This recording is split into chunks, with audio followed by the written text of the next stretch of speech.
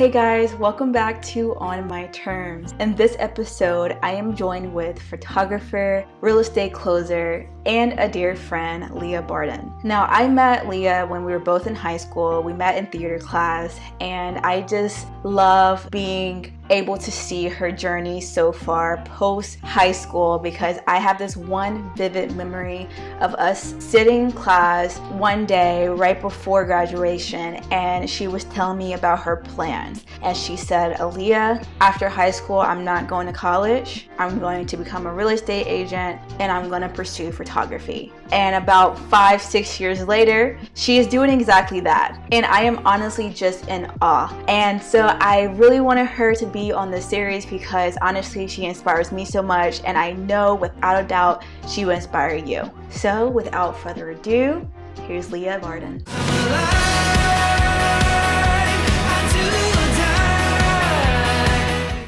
You're a Mississippi native, like I am. We both grew up in a hmm small town. And so, in our small town, a lot of people kind of follow the same path. No shade to them, hmm but like it's just an Yeah, observation. Like a lot of people just kind of follow the same path.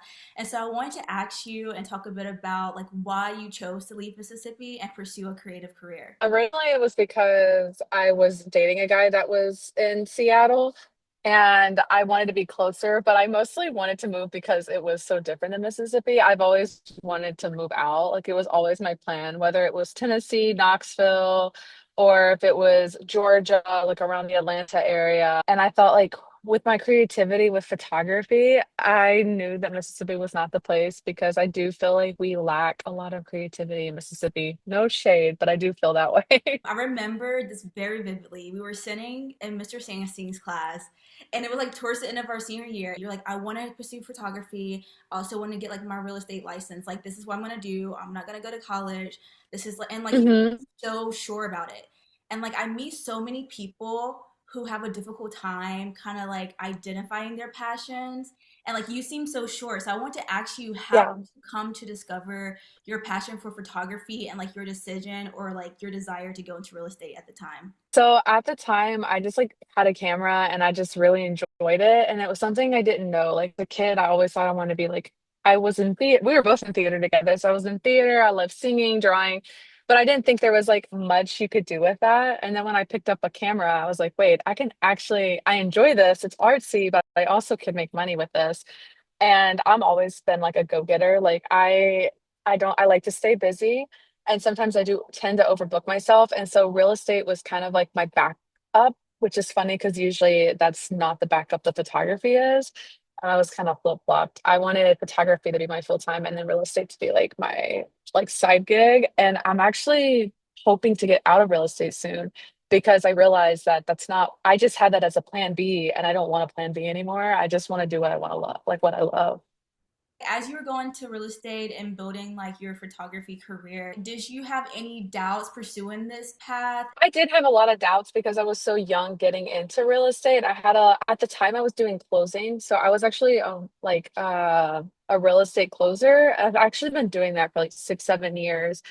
And I was the youngest. Most people in that role are like 60 plus. So it was a very hard to be in it so young. And people were very, I don't know what I would say. Like they were very jealous that I was doing what I loved instead of following the way they did because they have regrets.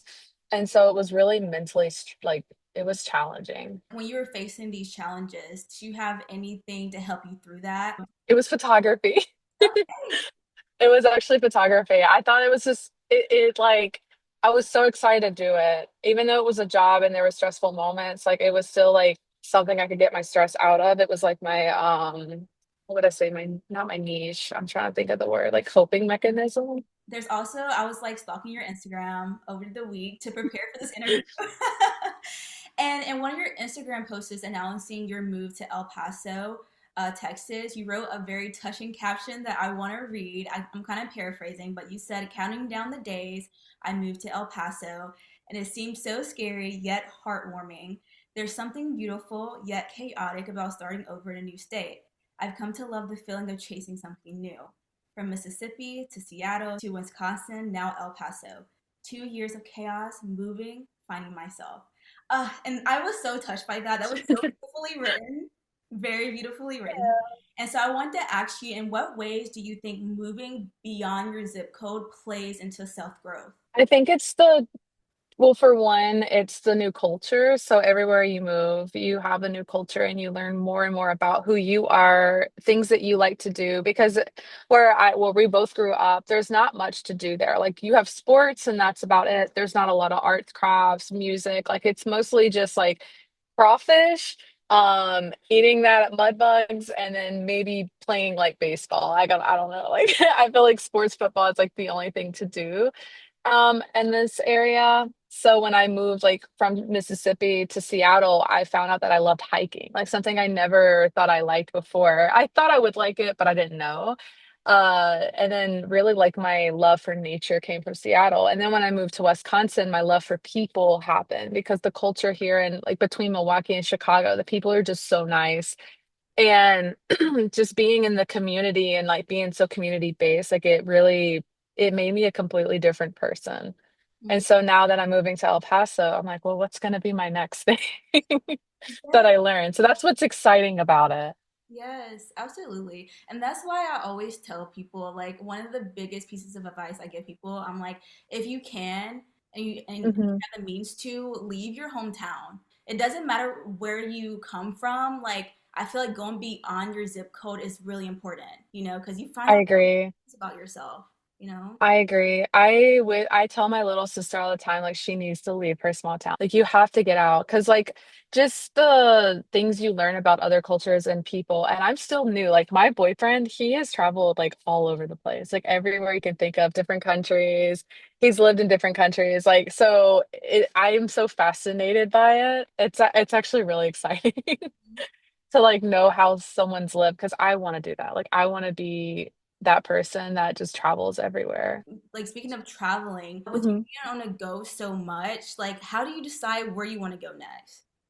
Is it like a gut thing or is it like a logical thing? Usually, well, this past time it was kind of both of us. Like we were just ready to move and like try something out. He got a better job offer, and I was like, you know what?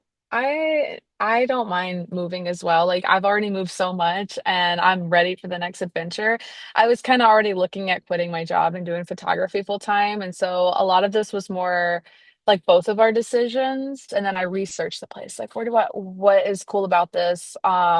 So before I moved here, we were actually going to move to like the Chicago area, and I researched so much, and I was like, wait, I actually want to move to Kenosha instead, which is in between like 45 minutes north of Chicago, 45 minutes south of Milwaukee. And it's because I posted, I was like, what's there to do here? And everyone, it was like 300 comments of things to do, and I was like, okay, that's where we're moving to. Because it just the community seems so warming, and I wanted that because that's the one thing I did not get in Seattle. Hmm. So maybe it was like the new, like I wanted something new. Wait, you were in Wisconsin like before. So like how long were you there before El Paso? Um, so I was there for like a year and a half, Okay. and Yeah. I was in Seattle only for like 9 months, maybe 8 months. It wasn't very long. Do you ever get restless like moving from one place to the other? Like that's like a pretty quick turnaround. Like a year and a half is not a long time to be in a place and like, kind of create like a life there. Like so does it ever get like kind of like overwhelming? You feel ungrounded? Not really. I feel like because I surround myself with my community, I mean, most places I go to, I feel like I feel pretty grounded there, but I do get really sad like when I do like separate. Like I remember when I was moving from Seattle, I took it all in. I did like one last trip around and I like cried. I was like, I'm gonna miss this place so much. And I know I'm probably gonna do that here. We did like our last trip to Chicago last weekend, and then this weekend we're like doing some work stuff like photography and whatnot and then finishing it all out. And I know like when we move, it'll probably hit that like I won't be back for a while, but I do come back quite often for photo shoots, but it's not the same. And so, speaking of your photography, I was checking out your website, which is very beautiful, by the way. Thank you. Thank you. And like one thing that stood out to me, you said that you like to look out for the little things in life, saying that Hmm. the subject of beauty for you is capturing what you believe people don't typically see. And so, Right. I want to ask you, what is one of those recurrent things that people overlook that if they paid attention, they would see the beauty in it? So I would say life in general is Community. I think like people tend to like overlook their community and like not people say there's nothing to do in any city, but I think if you were to actually be involved with your city and like know what's going on, you'll definitely have things to do. Unless you live like in I mean, I feel like where we lived at there was a lot to do actually, but like those really, really small towns, there's typically not as much, but even the surrounding towns. I love that answer. That was such a good answer. I would have never Thank thought you. to like say that with that response. Next, okay, so on this series that we're doing is called Hmm. On My Terms, and it Hmm. features individuals who are creating and living a life on their terms. And so I want to ask you, for life Hmm. to feel and look authentic to you, what terms are required? Oh, that's a good question. Hold on. Can you explain the question? Like what would Of course. Okay, so for me, if I were to answer this question, I would say some of my terms would require it definitely has to feel freeing for me. Like I like flexibility. So if my life, hmm if I feel too restricted and too structured, I'm like, okay, like that does not feel authentic to me. So I would love a lifestyle to where like I can move freely whenever I want. Um, yeah. Also another one of my terms is like it has to be creative. Like I want to be able to make a living being creative. Yes, yes. Okay. Okay. I say it for me, it would definitely be also flexibility and creativity, but also adventure. I Mm. think adventure would be mine. I'm an adventurous girl. I need like that adrenaline at times. I get bored very easily. So flexibility, creativity, and adventure. Yes. Yeah. Beautiful.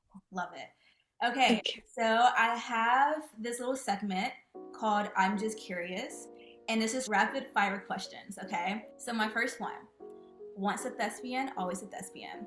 What is one lesson that theater taught you that stuck with you to this day? To be myself. Yes. Definitely be. Thank you, Janice Weaver. I'm gonna have to send her a link to this. I know. Okay, two. What is your go-to book, movie, or TV show recommendation for fellow romantics? Oh, definitely 10 Ways to Lose a Guy. How to Lose a Guy in 10 Days. That's my favorite. I love that movie. Okay, three. Where has been your favorite place to do photography? New York City. It's Mm. my favorite. It'll always be my favorite. I'm so excited to go back. Okay, four. What is your go-to pastime when you're not capturing moments on your camera? Probably just like, oh my gosh, I have no idea. What do I do in my free time? I don't even know if I have free time. Okay, wait, let me think about this. Probably painting. I feel like I paint in my free time if I have it, Mm. or cleaning. Okay. And last one, what are you looking forward to the most with your move to El Paso? Trying the new food. I'm excited for that. I told my boyfriend this morning he's right here. I told him, I said, I'm going to make a series on TikTok of me trying all the pho. Hey, did you enjoy this video? If you did, make sure to leave a thumbs up and hit that subscribe button down below for new videos. And I want to know in the comments what terms are required for you for life to feel and look authentic to you. Okay, see you in the next episode. Bye.